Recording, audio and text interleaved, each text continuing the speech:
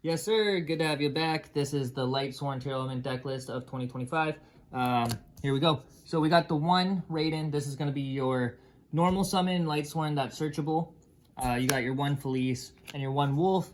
This is the change up that a lot of decks will not be playing and a lot of people will not be seeing. We don't want bricks. And if you get your combo off right off the bat, then you're not going to need multiple Wolves or Felice. You're just kind of playing into Nibiru. So make it simple, especially in this format. Everybody's got 4 to 5 hand traps almost. So this deck always was able to play through 3 negates pretty consistently. But I'm starting to notice that most decks, whether you're going first or second, you need either the most consistent deck ever to be able to play through those 3 every turn, or like most turns you're playing against 4 negates. It's crazy. So you want the least amount of bricks in your hand. Weiss and Dragonling maxed out. Because you don't want a lot of bricks in your hand, this is it. You got your one normal summon, your Dragonling and your Weiss. They can be normaled, which Felice and Wolf can't be. So if you have to, just to get a level 4 or a light or whatever it is on board, just a body on board, you can still normal summon them. But basically, these special summons, you want to save at least one of them, if you can get both of them or get to both of them, because you're just going to play the 3 charge and no solar recharge. All right, so this is your search and your miller.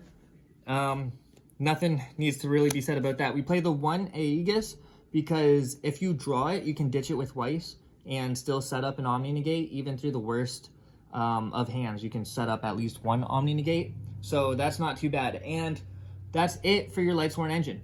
All right, so what's that, 12, 13 cards? Super simple. All you're going to use is you're going to try and set this up and end with your Synchro Minerve.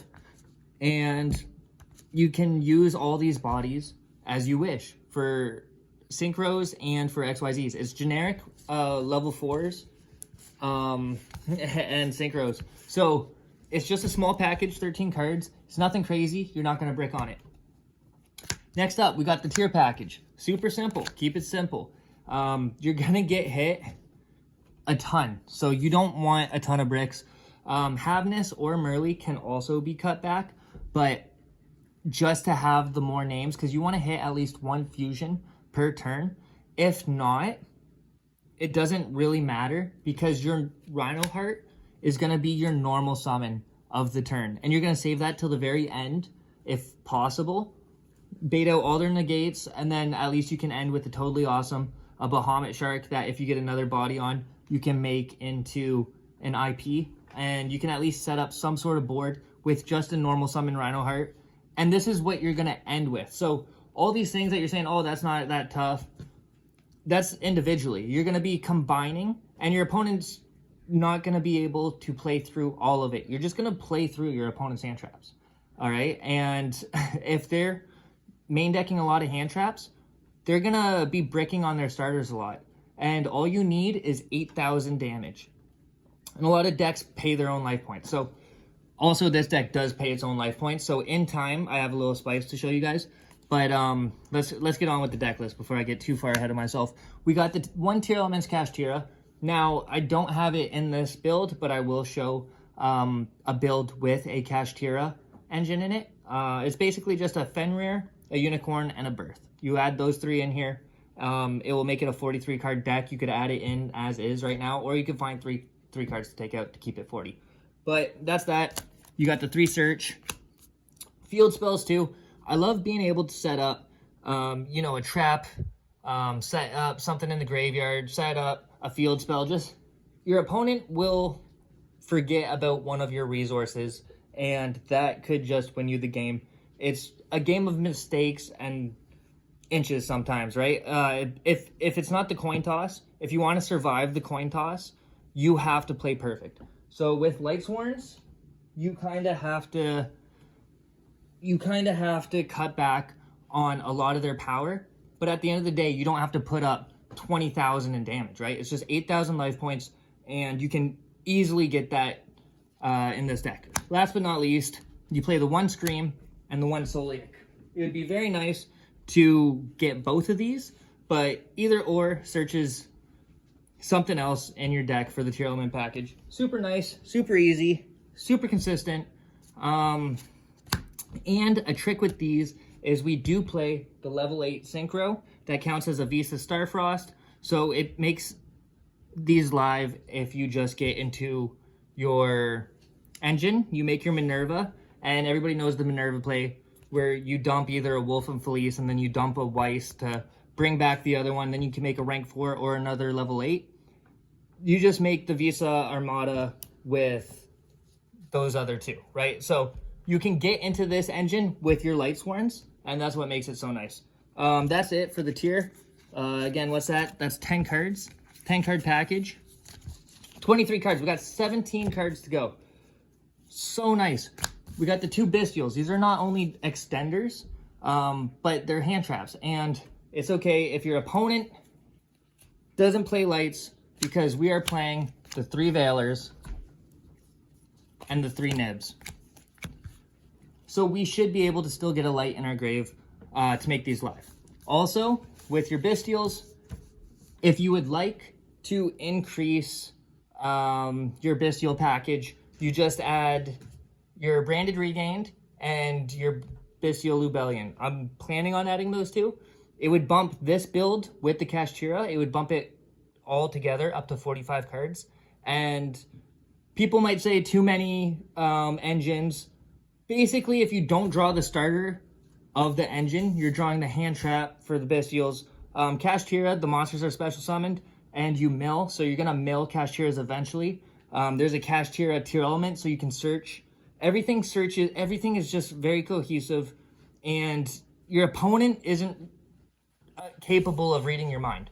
So by giving yourself more options to go through, I'm not saying you're gonna be able to get them every time, but just by having all these different options, it's expanding your mind, it's expanding the things that you can do, and it's making you more unpredictable, right? In this day and age with Yu-Gi-Oh, everybody knows exactly what you're gonna be doing, the loops, which cards to stop.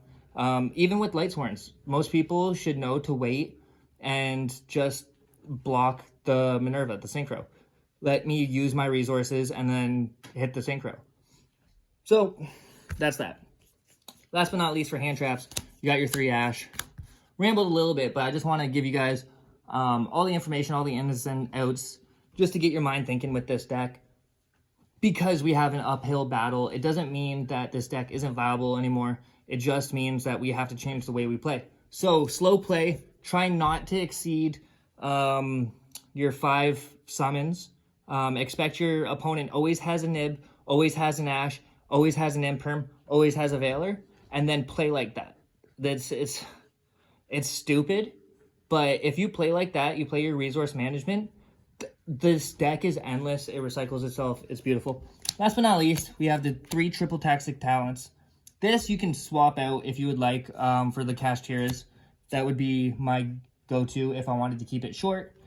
Or any other engine, just because it's not a quick spell. So if your opponent doesn't do anything on your first turn and you draw this, it's basically a dead card going first and then second, because you can't activate it on your opponent's turn. So that's the type of thinking that I have, right? Like, you have to be able to use it on both turns, whether your opponent has a response for it or not. And that's why I prefer Called by the Grave, just because it acts as a defensive card, helps me get my plays through. Like I said, I'm going to expect that they have an Ash and all the other hand traps every time. So Called by the Grave, perfect. It's just, it being a quick spell that you can set and use on your opponent's turn as well to cut their engine. It's more of like a going first trap as well as protecting your cards going. Like, it's like a crossout designator that does even more, right? I don't know. I don't know. It depends for the format, obviously, for crossout designator. But anyways, I'm rambling. Play Called by the Grave in this deck. Last but not least, we play 1 Super Polymerization. I side deck the other 2. This is because it's going first, going second, and it's an extender, right? We want to get into a Mud Dragon or a Garura every turn. So this will help us get into those. And then also, it, helps stop your opponent. It's a board breaker that you main deck with hand traps It's nice. Your opponent might not see it coming. They definitely won't see it coming, not game one. Last but not least, Foolish Burial. This is not only an extender, but it starts all your plays. If you don't have a way to get a Lightsworn in the graveyard to get your other Lightsworns live, you just use your Foolish. That's it. 40 cards for the main deck, and that's all the engines, and you fit in, I think that's 9 hand traps plus the Bestials, 11 hand traps. You could switch the triple tacties out for, you know, Ghost Ogres, Ghost Bells, and, like, this is a Lightsworn deck that's playing half hand traps, and it's a 40-card deck. All right? This is pretty solid. I'll show you the side deck. It's just small right now. Punishment Dragon, because you play the one of each wolf, Felice, and then the one starter that you search, it's always going to be live. You're going to mill at least 4 different names every turn. You should. And then with your dragon, it's searchable, right? So you can dump, if you get your Minerva, you dump your dragon to get this searched, and then this is live. So it's a good card to have. It's just a good card to have. So I want access to it. It's in the deck. Lila, just because I always end up going to Lila for those Floodgate decks. You never know, Necro Valley, whatever it is. Yeah, so you just swap out your Raiden for either one of these. This is what you use for time. You do have to make sure you get a Lightsworn to send something to the graveyard to be able to get its effect off at the end. But basically every turn, right? So next up, also if you get your Minerva, it just dumps and then it's live. Your Electromagnetic Turtle, just for OTK decks. Your Mandura and your Keldo. This is your Shufflers, you guys know. Your Heartbeats, what is really sweet is if you get access to this, it says if you have a Visa Starfrost, then you can target 2 Speller Traps on the field and shuffle them into the deck. So you just make your generic level 8. Well, I say generic. It needs 1 tuner and 1 light monster. But this is, you know, Lightsworns. So, yeah. Just so you know. Also, the secondary effect is it targets your Tearlament trap in your graveyard and it adds it to your hand. So it's recyclable. It makes your trap recyclable. That's just it. You guys, also 2 Super Polys, just to finish off. You guys could add whatever else you want in. Right now, I'm playing with ideas of just throwing in a bunch of different extract cards. So we got the Tornado Dragon for back row, and we got the Exciton Knight because it's super stench. I love Exciton Knight. I never played with them until like this format, and I'm like, oh snap, I've had this guy since like Battles of the Lights Revenge or whatever. But yeah, so that's the side deck. Last but not least, we're going to go into the extra deck. I already showed you. You're going to basically have access to making both of these turn 1 every game. I would like to try, if you could. That's why I want the Lubellion, because I want access to my Chaos Angel. And then it protects your other synchros. Pretty nice. They all have multiple effects. If you guys don't know what they do, just test play the cards. Very nice, very generic. You can throw any level 8 synchros, any level 10 generic synchros you want. They all work in this deck. Next up, I tell you guys, this is our final play. Now, if you suspect them of having a nib and you want to completely go off or whatever it is, and you can make this first and then keep going, you can set up an Omni Negate. And then it steals and it shuffles itself back. So if your Bahamut Shark is left on the field with material and you know you can use it again, shuffle itself back with its effect once you use it. And yeah, so you only need 1. If you don't want this taking up this much space, I understand it's 2 slots, but it's basically my Omni Negate and then material for a link, the way I look at it. For my other, so I'll just package them right there. That's level 4. For my other level 4s, this could be anything. Literally, you could throw in the Exciton Knight. Just because the multiple different options, I want to be able to do a little bit of everything. We got the Baguska because sometimes your hands get cut short and it does enough. Your Zeus, it will clear boards and win you games itself. If I had that other one, that Typhon, I would try and fit that in here as well. I just don't have access to it yet. Same with an SP Lil Knight. If you have access to a SP Lil Knight, I haven't bought any of those packs or went to the card shop or ordered off eBay yet. Just waiting for them to go down in price or open up a couple packs myself and then just pull it. Because I do plan on pulling a couple of those packs eventually. We'll see. SP Lil Knight obviously can go in this deck. For your fusions, like I said, you're going to make one of these every turn. It's beautiful. This is going to get you a draw. This can actually stop your opponent from targeting certain things. It's iffy though. I still don't really know how to play with it 100% perfectly. I misplay all the time, and that's my biggest thing is I don't read my opponent's cards. But most people don't. So if they don't know what you're even doing with all these different areas, you can really just catch them off guard.